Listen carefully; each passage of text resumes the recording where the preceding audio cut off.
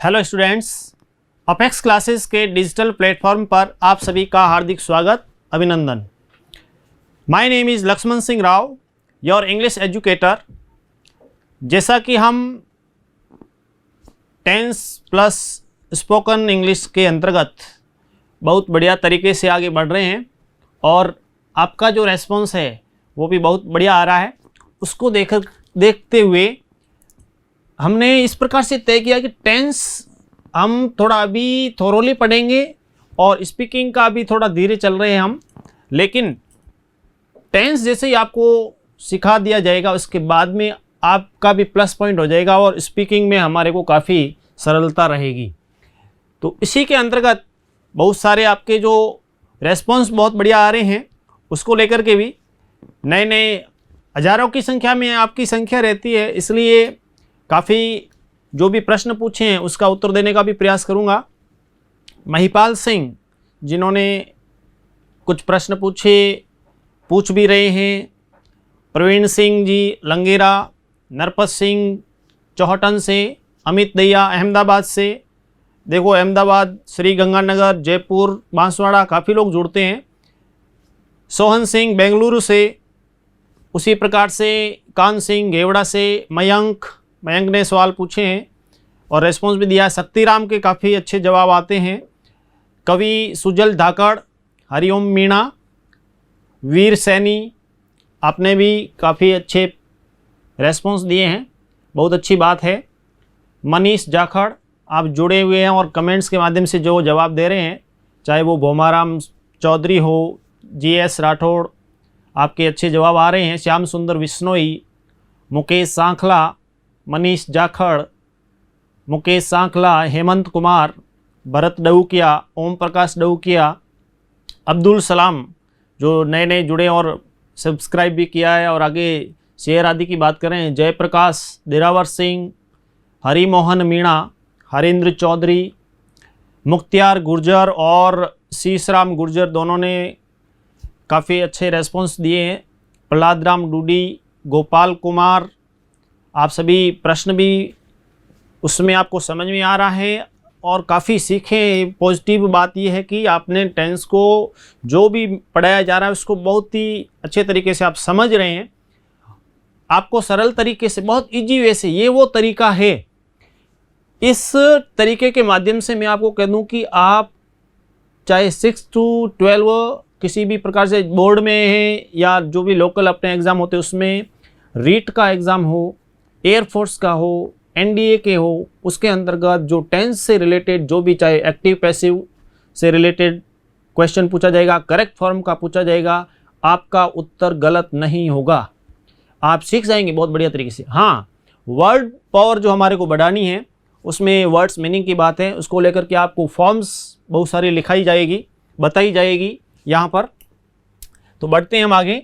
तो tense present जो है उसको हमने पढ़ा और स्पीकिंग के लिए तो प्रेजेंट हमारा टेंस पूरा हो गया, प्रेजेंट टेंस से रिलेटेड पूरी बात हो गई है। और आज हम पढ़ने जाएंगे पास्ट टेंस।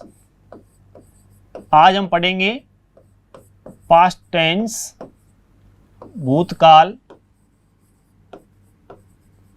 और इसके भी जो भी भाग जो है, जैसे सबसे पहले पास्ट इंडेफिनिट,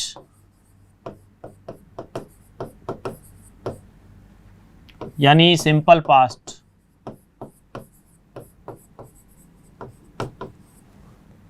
सेकंड इसका past continuous,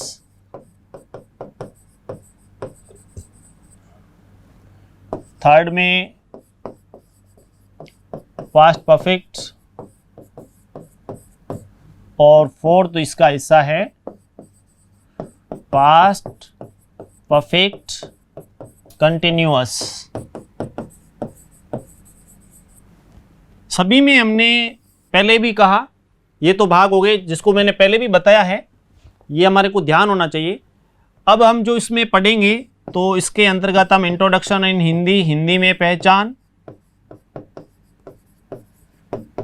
introduction in English, अंग्रेजी में पहचान,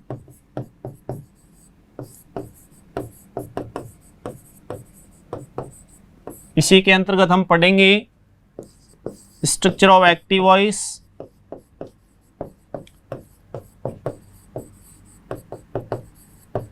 इसी में स्ट्रक्चर ऑफ पैसिव, कि पैसिव वॉइस का जो स्ट्रक्चर है वो क्या होगा, वो इसी में आपको प्रश्न पूछेंगे या यूजेस कैसे होगा इसका, और साथ ही साथ इंटरोगेटिव और नेगेटिव ये भी आपको अच्छे तरीके से बताए जाएंगे। काफ़ी बातें देखो कि हम हिंदी में पहचान पढ़ेंगे, इसमें अंग्रेजी में कैसे पहचान इसकी की जाएगी, उसका स्ट्रक्चर क्या बनेगा एक्टिव वॉइस में, पैसिव वॉइस में, उसका यूजेस कैसे करेंगे, इंट्रोगेटिव, नेगेटिव, और साथ ही साथ इंट्रोगेटिव नेगेटिव जो साथ में बनता है उसको हम बाद में देखेंगे। काफ़ी इजी होता है वैसे, लेकिन जिस प्रकार से आपको पहले भी कहा कि जैसे प्रेजेंट सिंपल जो टफ होता है उसी प्रकार से पास्ट भी, पास्ट सिंपल की भी जो सिंपल पास्ट है, पास्ट इंडिफिनिट जो बोलते हैं, इसमें भी काफ़ी समस्या रहती है। और जिसको प्रेजेंट सिंपल या पास्ट सिंपल ये दोनों, ये जिसको याद होगी काफ़ी सरल, क्योंकि बाद में जैसे हमने कंटिन्यूस परफेक्ट पढ़ा तो बहुत ईजी रहा, आपको तुरंत समझ में आया, आप उत्तर भी बहुत ज़बरदस्त दे रहे हैं। तो यही बात बढ़े हम आगे कि पास्ट टेंस के अंतर्गत अभी हम पढ़ेंगे सिंपल पास्ट या पास्ट इंडेफिनिट, और उसमें सबसे पहले हिंदी में पहचान लेंगे। तो पास्ट सिंपल जो है उसमें जैसे पास्ट इंडेफिनिट, इसमें हम सबसे पहले ले रहे हैं हिंदी में पहचान, इंट्रोडक्शन इन हिंदी, हिंदी में पहचान, यानी हिंदी भाषा का या हिंदी भाषा में वाक्य बनाने पर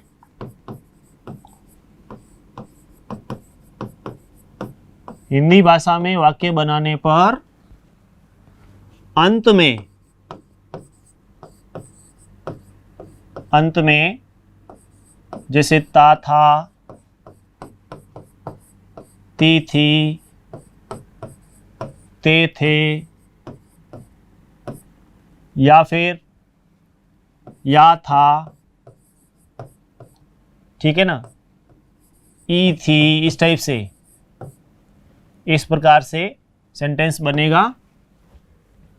उदाहरण के तौर पे मैं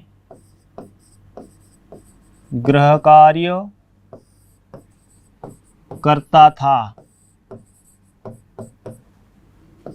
वह कपड़े धोती थी, खरगोश तेज दौड़ता था,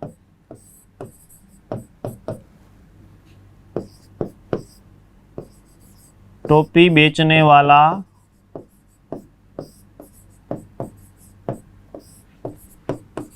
टोपियां बेचता था।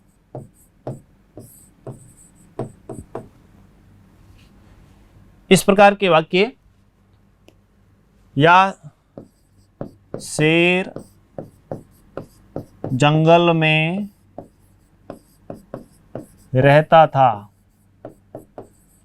देखिए स्टोरी जब बनाते हैं तो कहानी में पास्ट सिंपल का, पास्ट इंडेफिनिट टेंस का प्रयोग करते हैं। काफ़ी आपको इसमें बहुत इजी वे से आपको बताएंगे, काफ़ी शॉर्ट में ये सेंटेंसेस किस टाइप से हम बनाएं और हमारा कार्य चले। मैं गृह कार्य करता था, वह कपड़े धोती थी, खरगोश तेज दौड़ता था, टोपी बेचने वाला टोपियां बेचता था, शेर जंगल में रहता था। इस प्रकार से ये सेंटेंस जो भी हम बनाएंगे, ता था, ती थी, ते थे, अथवा या था, ये थी, ई थी, इस प्रकार से वाक्य के अंत में जो आता है तो उसमें पास्ट सिंपल बनता है। अब इसमें देखिए हिंदी में पहचान हमने पढ़ ली, आगे बढ़ते हैं अंग्रेजी में पहचान। तो नंबर 2 जो पास्ट सिंपल के अंतर्गत, इंडेफिनिट के अंतर्गत अंग्रेजी में पहचान,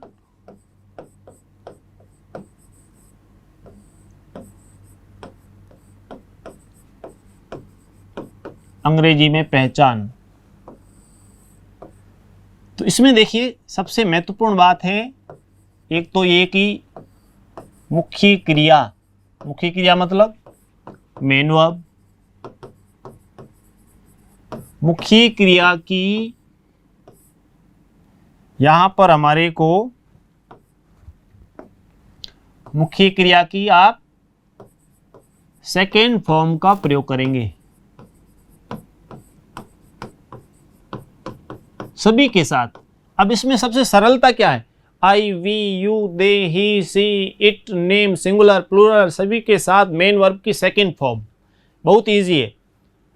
और ध्यान ये रखना है, देखिए कि इसमें जो एडवर्ब के तौर पे मैं आपको और भी इसमें अच्छे तरीके से बता दूंगा कि एडवर्ब्स जो होती है, चाहे उसमें जैसे last month, last year,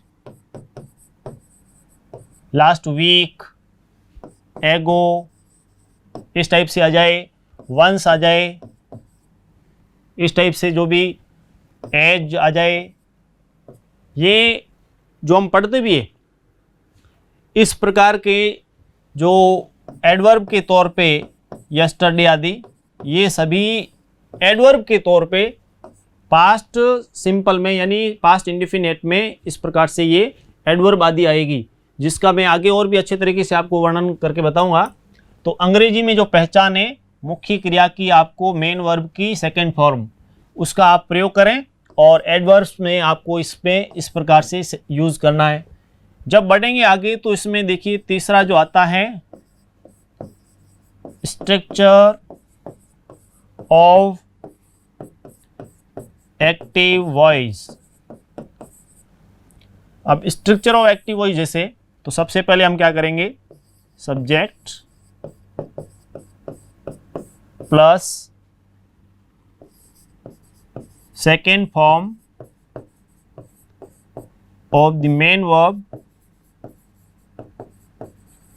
main verb की second form plus object plus other word. इस प्रकार से इसमें स्ट्रक्चर बनेगा एक्टिव वॉइस में। सब्जेक्ट यानी कर्ता, second form of the main verb यानी मुख्य क्रिया की सेकेंड फॉर्म का प्रयोग करें, ऑब्जेक्ट यानी कर्म, और अदर वर्ड्स यानी अन्य शब्द जिसमें आप एडवर्बियल आदि, कॉम्प्लीमेंट्स आदि का यूज़ कर सकते हैं। तो पास्ट इंडेफिनिट में हिंदी में पहचान बताई, अंग्रेजी में पहचान मेन वर्ब की सेकेंड फॉर्म प्लस और क्या आता है, और ये देखिए कि अंग्रेजी में जो पहचान होती है इंट्रोडक्शन इन इंग्लिश, उसमें एडवर्ब्स में देखिए कि yesterday, one day, once, ago, that day, as soon, as, when या केवल as, last week, last month, last year, sometimes back, long ago, last night, the other day, in 2001, या जो भी वर्ष बीत गया है उसको लेकर के आप उसमें पास्ट सिंपल का प्रयोग, जो सिंपल पास्ट का यूज होगा।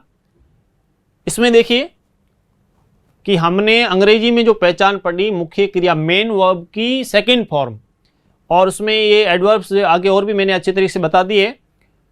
आपको स्ट्रक्चर याद होना चाहिए क्या, कि सबसे पहले आपको सब्जेक्ट लेना है, कर्ता लेना है, I, we, you, they, he, she, it, name, कोई भी नाम हो सकता है, उसमें सिंगुलर, प्लूरल जो भी आएगा, और उसके बाद में मेन वर्ब की सेकेंड फॉर्म लगा दीजिए, और ऑब्जेक्ट कर्म और अदर वर्ड जो है, इसमें आपके सेंटेंस बहुत इजी तरीके से बन जाएगा। अब इसमें देखिए नेक्स्ट में जो कि अंग्रेजी में जो पहचान हमने पढ़ी है, उसमें एडवर्ब्स में यस्टरडे जो बीता हुआ कल है उसको लेकर के, वन डे एक दिन, हम जब स्टोरी आदि में आप लिखते हैं देखो, once there was, once upon a time, long ago, इस प्रकार से ये जो आते हैं ये सब पास्ट सिंपल में, that day, as soon as, when, when यानी जब, उसी प्रकार से एज, या फिर last week, last month, last year, sometimes back, long ago, last night, the other day, ये सब एडवर्ब्स है जो कि पास्ट सिंपल के अंतर्गत यूज में ली जाएगी। यहाँ पर जो प्रश्न पूछा है, एक दो आप में से कईयों ने एक बार इस प्रकार से मेंशन पहले भी किया था और आज भी, जो कि जैसे यहाँ पे दिया है कि I reached there on time, और दूसरा है I reach there in time. ये सब्जेक्ट, ये सेकेंड फॉर्म होगी और इसके बाद में अदर वर्ड्स में इस टाइप से है। ये भी पास्ट सिंपल से related, I reached there in time. अब यहाँ पे इसलिए बताया कि इसमें जो ऑन टाइम और इन टाइम, इसका क्या फ़र्क है।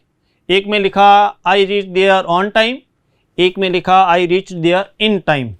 अब इसमें फ़र्क ये रहेगा कि जैसे ऑन टाइम और इन टाइम में क्या डिफरेंस है, कि जब आपको कोई भी प्रोग्राम था उसमें आपको इनविटेशन मिला था और 8 बजे आने को कहा था, आपको कहा कि 8 बजे पहुंचना है और आप 8 बजे पहुंच गए। 8 बजे उस समय ही पहुंचे, आप 8 बजे बुलाया था और 8 बजे पहुंचे, तो आ गया ऑन टाइम। आपको 8 बजे बुलाया था और आप 8 बजे से पहले,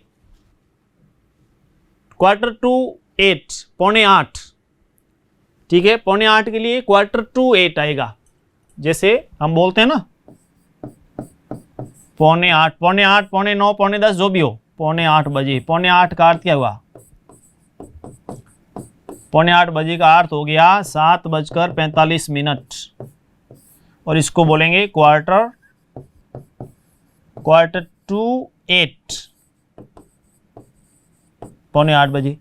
अब आपको 8 बजे बुलाया था, तब तो ऐसी स्थिति में आप वहाँ पे 8 बजे ही पहुँचे, तो I reach there on time, जो भी समय था उसके ओर और मान लीजिए आप उसमें जो समय बुलाया था उससे आप पहले पहुँचे, उसी समय पर पहुँचे, तो आप ऐसे नहीं कि 8 बजे पहुँचा, ऐसे नहीं कि उस समय, जो समय निर्धारित किया गया था उस समय पर पहुँचे आप।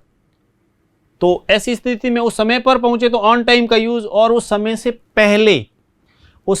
पहले यदि आप पहुंच जाते हैं 15 मिनट पहले, आधा घंटा पहले, तो आएगा I reach there in time, समय रहते पहुंच गया कहने का अर्थ। ये इसमें फ़र्क रहता है इन टाइम और ऑन टाइम का, इसका भी आपको यूज़ करते हुए ध्यान रखना है।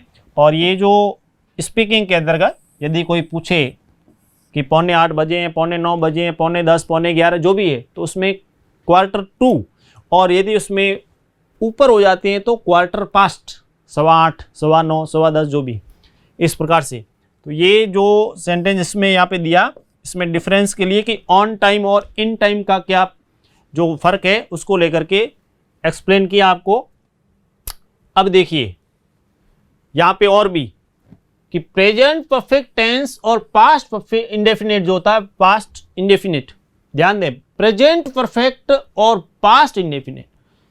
प्रेजेंट परफेक्ट जिसमें है जो लगता है, और पास्ट इंडेफिनिट जिसको हम अभी पढ़ रहे हैं, इसका प्रयोग बड़ी ही सावधानी से करना चाहिए, ठीक है। जैसे मान लीजिए आपके यहाँ दूध वाला प्रतिदिन प्रातः 6 से 7 बजे के बीच दूध देने आता है। मान लीजिए कोई भी दूध देने वाला है आपके यहाँ पर 6 से 7 बजे के बीच में आता है, तो 7 बजे तक, 6 से 7 के बीच में, 7 बजे तक तो वो प्रेजेंट परफेक्ट में होगा। लेकिन जैसे ही 7 बज गए, समय गुजर गया, तो उसके बाद में आप क्या करेंगे, यानी 7 बजे तक तो आप प्रेजेंट परफेक्ट का प्रयोग करेंगे और आप क्या कहेंगे, आप कहेंगे कि has the milkman come yet this morning, कि क्या वो दूध वाला अभी है वो आया है या नहीं। तो उसके लिए तो ये बन जाएगा कि has the milkman come yet this morning. ये तो हो जाएगा जब तक वो आया है या नहीं आया उसके बारे में पूछे तो प्रेजेंट परफेक्ट में।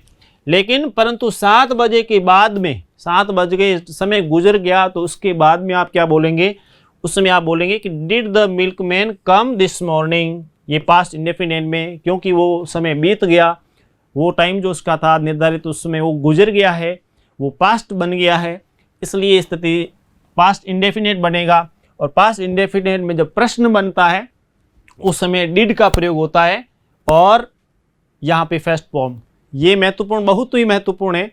इसको लेकर के और भी एक्सप्लेन अभी करूँगा, क्योंकि बोर्ड में जब भी प्रश्न पूछते हैं, स्पेशली 10th और 12th में, या फिर कोई भी कंपटीशन एग्जाम्स में, वहाँ पर जब प्रश्न होता है तो उस समय डिड का जो प्रयोग बहुत ज़्यादा होता है।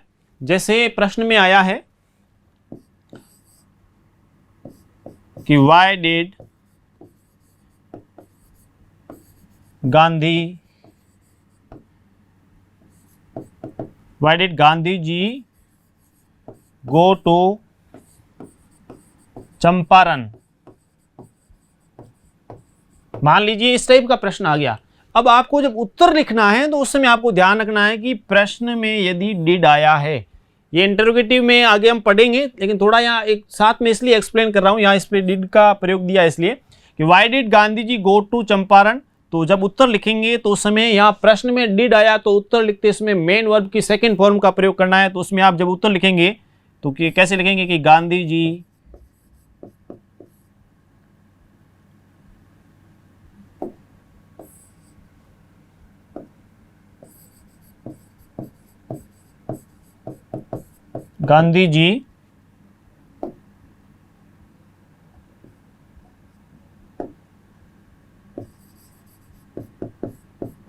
गांधी जी गो के स्थान पे बन जाएगा वेंट, क्योंकि यहाँ पे डिड आया तो Gandhi ji went to Champaran because he wanted to help the farmers. जो भी उत्तर है, तो कहने का अर्थ यहां पर जो गो था उसको हमने सेकंड फॉर्म वेंट में बदल दिया, कारण क्योंकि प्रश्न में डिड आया। इस प्रकार से तो ये जब आते हैं तो इसमें बहुत ध्यान रखने की जरूरत है। और जो भी बोर्ड क्लासेस, चाहे वो 8th हो, 10th हो, 12th हो और भी जो, उसमें हमेशा इस टाइप के प्रश्न पूछे जाएंगे जिसमें डिड का प्रयोग बहुत ज़्यादा होता है और सीधा उसमें उत्तर, क्योंकि यहाँ डिड लिखा, आपने यहाँ पे गो आया था और वापस आपने गो का प्रयोग कर दिया, उत्तर गलत हो जाएगा। इसलिए बोर्ड सीधा सवाल नहीं पूछता है, घुमा फिरा के होता है। उसमें आपके दिमाग की जांच की जाती है कि जो बच्चा है उसको कितना, स्टूडेंट को कितना नॉलेज है। सीधा नहीं पूछते, थोड़ा सा उसमें इस प्रकार से पूछा जाता है। तो ये इसमें देखिए कि प्रेजेंट परफेक्ट में और पास्ट इंडेफिनिट में थोड़ा सा फर्क रहता है, उसको लेकर के ध्यान ये रखना है कि जो कार्य, जैसे आपके यहाँ पे दूध वाला सुबह 6 से 7 के बीच में आता है, तब तक तो आप उसमें प्रेजेंट परफेक्ट का यूज़ करेंगे, और जैसे ही वो समय गुजर गया, वो समय बीत गया है, तो वो पास्ट टेंस बन गया, उस समय आप यूज़ करेंगे did the milkman come this morning. Thank you. Subscribe करें हमारा apex classes edutech YouTube channel, साथ ही बेल आइकन को क्लिक करना बिल्कुल ना भूलें, ताकि आगे आने वाले सभी यूट्यूब वीडियोस की अपडेटेड नोटिफिकेशंस सबसे पहले आपको मिले। Apex classes edutech, subscribe now.